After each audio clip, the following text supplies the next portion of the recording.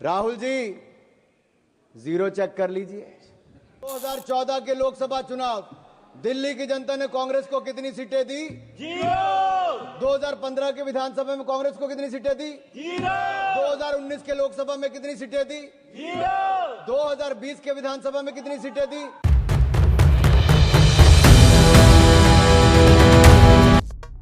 नमस्कार। दिल्ली चुनाव में कांग्रेस के खराब प्रदर्शन की चर्चा एक बार फिर से हर तरफ हो रही है। वहीं दूसरी तरफ भारतीय जनता पार्टी ने कांग्रेस के शून्य स्कोर पर बड़ा हमला बोला है। भारतीय जनता पार्टी के सांसद अनुराग ठाकुर ने कांग्रेस के नेता राहुल गांधी और उनकी पार्टी की चुनावी प्रदर्शन पर तीखा हमला बोला।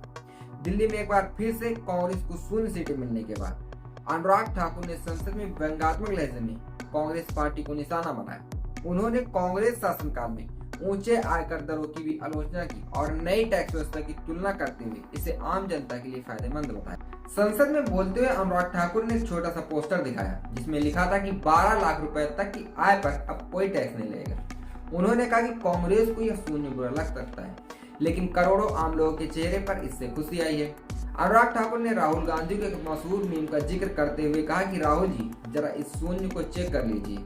इस मीम में राहुल गांधी को एक फ्यूल स्टेशन अटेंडेंट के रूप में दिखाया गया है जो वाहन चालक को मीटर में शून्य देखने के लिए कह रहे हैं। अभी हाल ही में वित्त मंत्री निर्मला सीतारमण ने 2025 के बजट में नए इनकम टैक्स स्लैब की घोषणा की, जिसके तहत 12,75,000 रुपए तक की वार्षिक इनकम पर कोई भी टैक्स नहीं लगेगा। अनुराग ठाकुर ने इस फैसले को कांग्रेस शासनकाल के दौरान ऊंचे कर भार से तुलना करते हुए भारतीय जनता पार्टी सरकार की उपलब्धि बताई।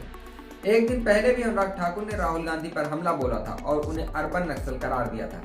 यह बयान तब आया था जब राहुल गांधी ने महाराष्ट्र में आगामी विधानसभा चुनाव से पहले मतदाता सूची में बड़ी बढ़ोतरी को लेकर सवाल उठाए थे। संसद में अनुराग ठाकुर ने कांग्रेस के पिछले चुनाव में खराब प्रदर्शन का जिक्र किया और कई चुनाव में कांग्रेस को मिली सीटों की संख्या पूछी। हर बार भारतीय जनता पार्टी के अन्य नेता जवाब में शून्य शून्य बोलते।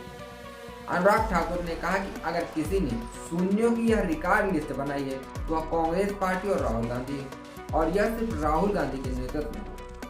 कांग्रेस ने 1998 से लगातार 15 वर्षों तक दिल्ली में शासन किया। 2014 से लगातार लोकसभा और विधानसभा चुनाव में कांग्रेस शून्य पर सिमट गई। 2013 के बाद लगातार अब तक आम आदमी पार्टी शासन करती हुई आ रही। अनुराग ठाकुर ने संसद में इस ट्रेंड को गिनाया और कहा कि 2014 और 2015 में कांग्रेस को शून्य सीटें मिली। उसके बाद 2019 में लोकसभा चुनाव आया और लोकसभा चुनाव में भी कांग्रेस को शून्य सीटें मिली। 2020 में विधानसभा चुनाव आया, 2020 की विधानसभा चुनाव में भी कांग्रेस को शून्य सीटें मिली और अभी हाल ही में लोकसभा चुनाव में कांग्रेस को दिल्ली में शून्य सीटें मिली और 2025 की विधानसभा चुनाव में भी कांग्रेस को शून्य सीटें आई।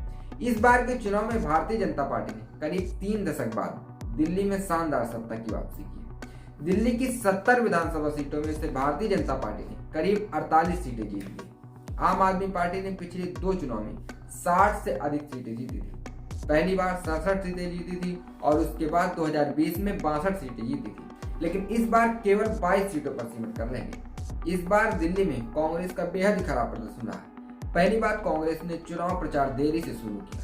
दूसरी बात कि कांग्रेस के कई बड़े नेता किसी भी राज्य से यहां चुनाव प्रचार करने नहीं आए, जबकि भारतीय जनता पार्टी ने दूसरे राज्य से अपने 40 नेताओं की लिस्ट जारी की थी जो स्टार प्रचारक के रूप में दिल्ली में प्रचार कर रहे थे।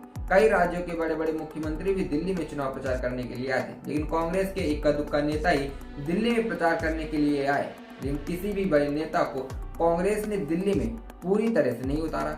न राहुल गांधी ने प्रियंका गांधी ने जोरदार प्रचार किया। इसी वजह से कांग्रेस का प्रदर्शन बेहद ही खराब रहा। हाँ, पिछली बार 4.कुछ% वोट था जो इस बार बढ़कर 6.कुछ% कांग्रेस का दिल्ली में हो गया। फिलहाल कांग्रेस के इस खराब प्रदर्शन को लेकर आपका क्या मानना है? इस बात का जवाब कमेंट बॉक्स में कमेंट करके जरूर दें। देखते रहिए हालचाल। जय।